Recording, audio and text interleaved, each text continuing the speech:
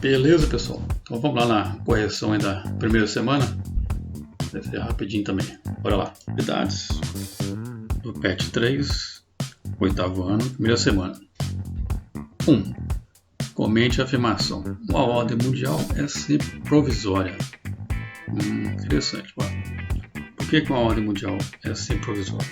Bom, primeiro tem que lembrar o texto em cima. Ó. Se for tiver só uma potência dominando, a ordem vai ser unipolar.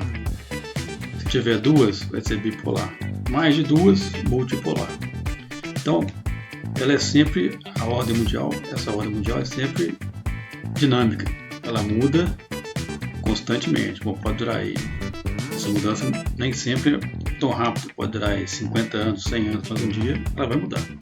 Então, já teve países aí que hoje não fazem parte mais da, digamos assim, da ordem mundial. Não dominam, não tem mais aquele poder que tinha. Por exemplo, a Alemanha,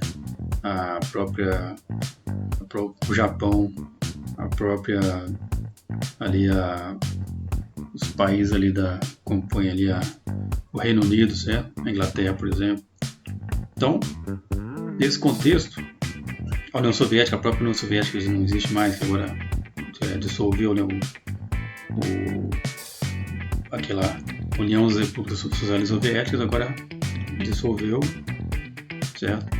E na década de 90 aí ficou só a Rússia como ali presente, como em destaque de todos os outros países que compõem a União Soviética, certo? Então ela é sempre dinâmica. Então ela vai ser sempre provisória, nunca vai durar, não vai durar para sempre. Por isso que ela é dinâmica, ok? Bom, 2.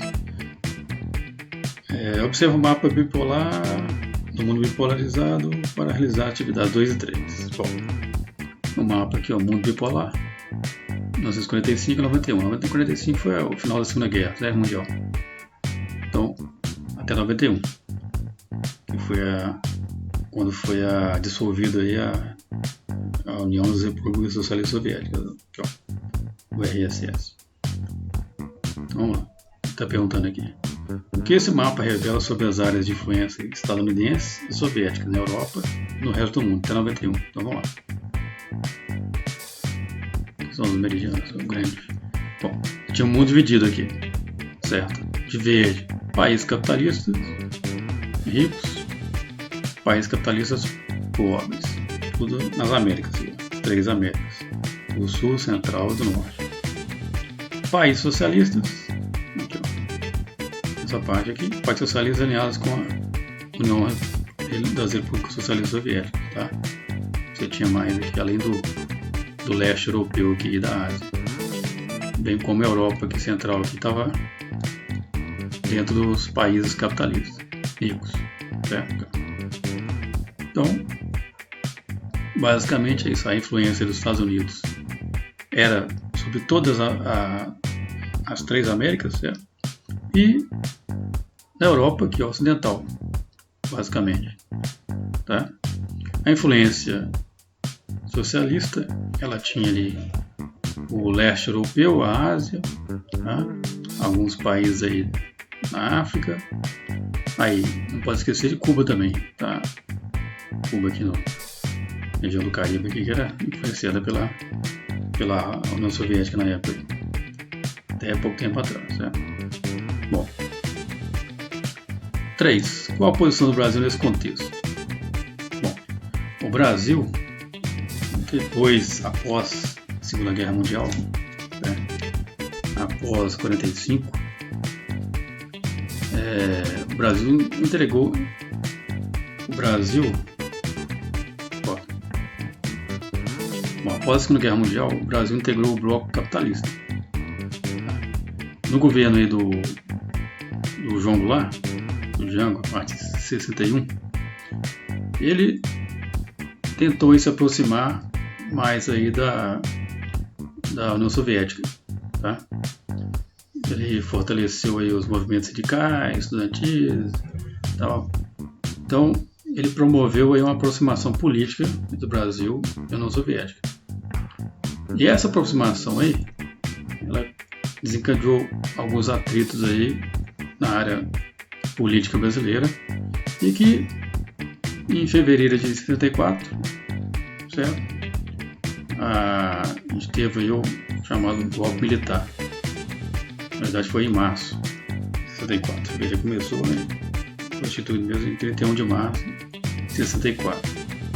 E onde o presidente foi deposto, tá?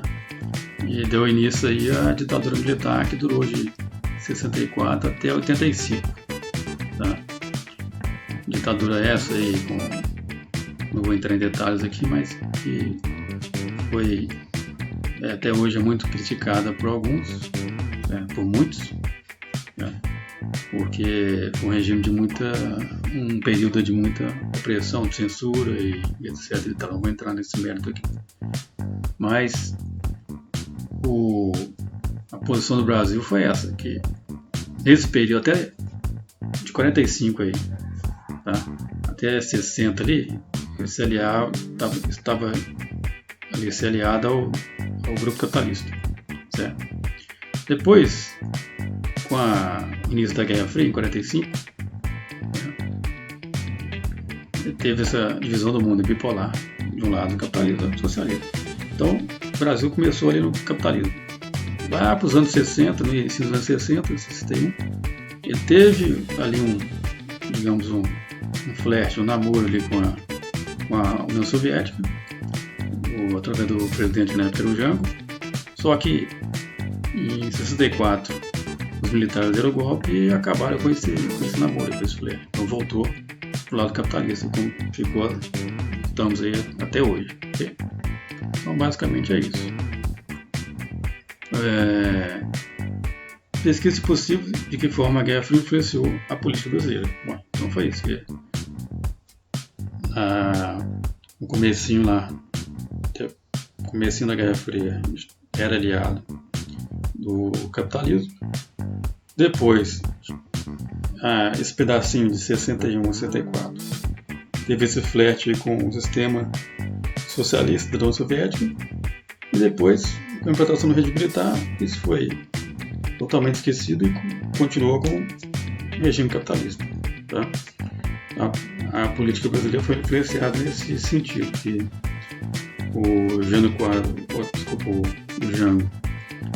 ele foi deposto por ter essas ideias socialistas, e que na época a outra parte, a parte que estava de fora do governo, achou por bem o Brasil não se filiar ao sistema socialista naquela época e voltar para o sistema capitalista. E foi isso que aconteceu. Tá?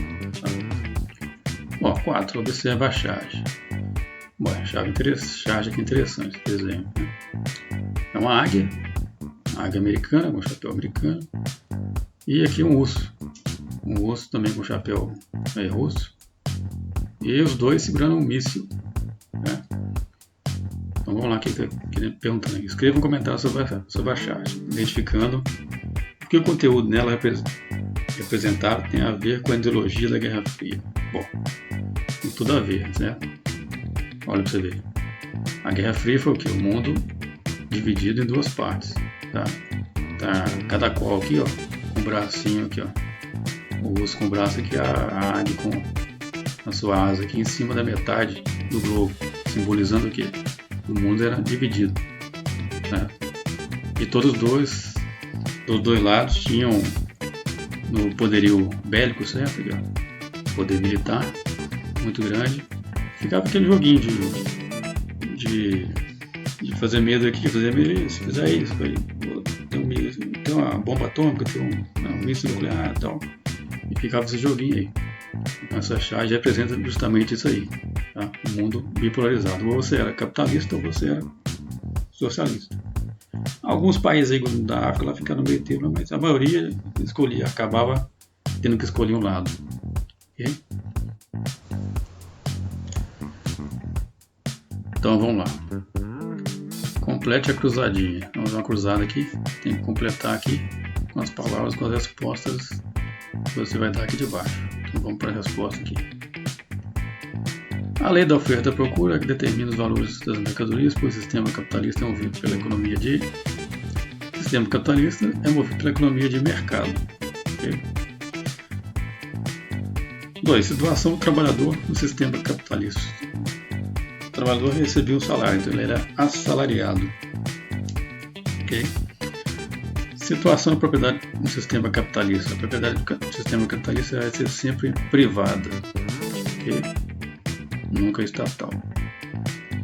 4. Consequência da diferenciação entre os donos dos meios de produção e os assalariados. Bom, quem detinha os meios de produção tinha mais condições do que os assalariados. Então era desigualdade. A consequência era desigualdade. Okay? 5. Fase do capitalismo caracterizada pela introdução de máquinas movidas a vapor e pela divisão de tarefas. Interessante. É o capitalismo industrial. Lembra lá das máquinas de vapor? Começou com a máquina de vapor até chegar na indústria que a gente tem hoje. 6. Fase do capitalismo caracterizada pela supervisão artesanal da produção, com divisão do trabalho e emprego de máquinas simples. Isso aí antes do industrial, né? A manufatura, das manufaturas, utilização de máquinas simples, trabalho artesanal. 7. Principal objetivo da organização da produção capitalista. Bom, o capitalismo vai sempre visar o quê? O lucro, certo? Então, o principal objetivo do sistema capitalista é o lucro. 8.